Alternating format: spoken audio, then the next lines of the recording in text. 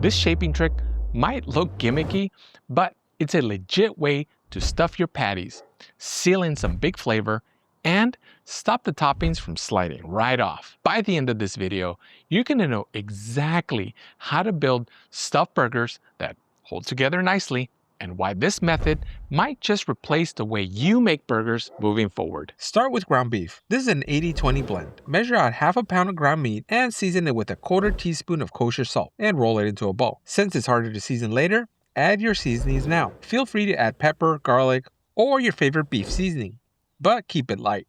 Depending on the stuffing you're going to use, it might get too salty. Grinding your own meat is better, but store-bought works fine. Once your meatball is done, grab your can, and we're going to press it straight down the center. Then shape the meat up and around the sides of the can. Aim for a 2-inch wall.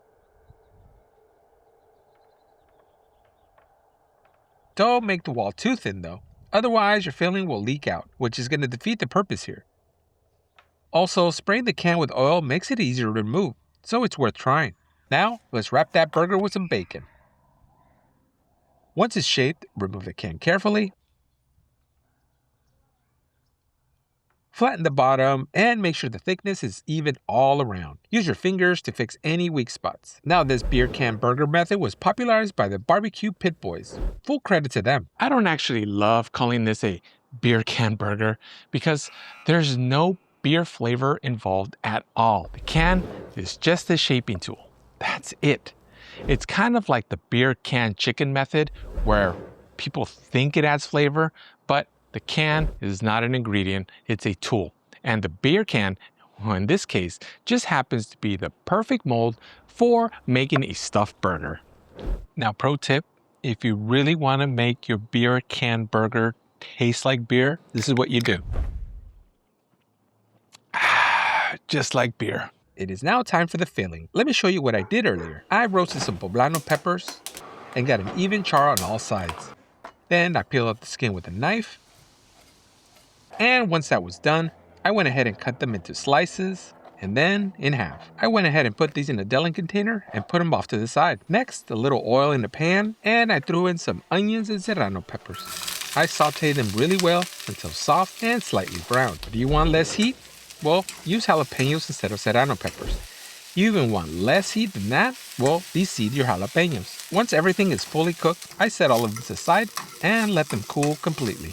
This part is important. Now, once you decide on the fillings, let's build this together. First, add a thin layer of pepper jack cheese to the inside of the burger. This one little trick makes a big difference. Start with a thin layer of cheese at the bottom right after shaping it. Then add your filling. And finally, finish it off with another layer of cheese up on top. Now that cheese, it's gonna act like glue and it's gonna hold everything together nicely as the burger cooks. Let's repeat the process on the second patty. Season the meat, roll into a ball, use a can to shape it, and then wrap it with bacon. This time I used 2 strips of bacon since I built it a little taller. Once the can is removed, flatten the base, add in your cheese, the serranos and onions for a little heat, and the poblano peppers for flavor. Then top it off with more cheese. That's it. You've got a stuffed burger ready for the grill. I'm using the 18-inch Weber kettle and filling the chimney halfway with B&B charcoal. There's no need for a full chimney. This isn't going to be a long cook. Light the chimney with a small Weber cube and then wait until the charcoal is partially ashed over. Then dump the charcoal out and spread it evenly. I'm placing in some foil at the bottom to catch any of the grease. Next, the grate goes up on top. I'm going to cover and then let the grill preheat for about 15 minutes. For my vent settings, the bottom vent is about 3/4 open and the top vent is fully open. This should get us about 325 to 350 degrees. The grill is preheated and we're ready to cook. Place the burgers on the indirect side, opposite of the fire. Now, you don't want to cook these directly over the heat.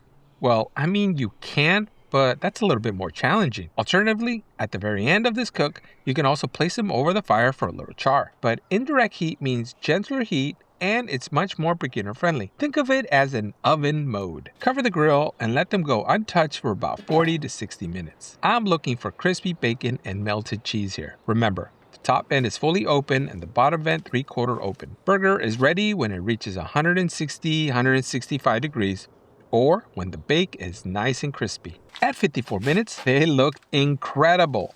Bacon is nice and crispy, the cheese is nicely browned, and that delicious smoky aroma. Indirect cooking with a lower heat level made this a very, very easy cook. As mentioned, feel free to rotate the grate over to the fire at this point for some char underneath.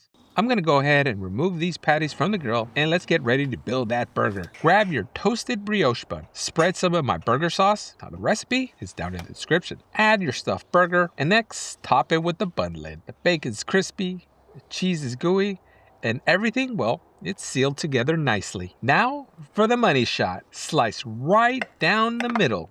You can see the cheese and the peppers holding all together. And would you look at that? A nice smoke ring. More importantly, no sliding ingredients. This might be my new favorite way to make a stuffed burger. Now, I kept it very basic today, but this is where you get to have fun. Get creative. Now, if you want ideas, I'm going to throw a few of them up here for your inspiration. But honestly, I'd love to hear your version of this burger and down in the comments. What will you stuff a burger like this?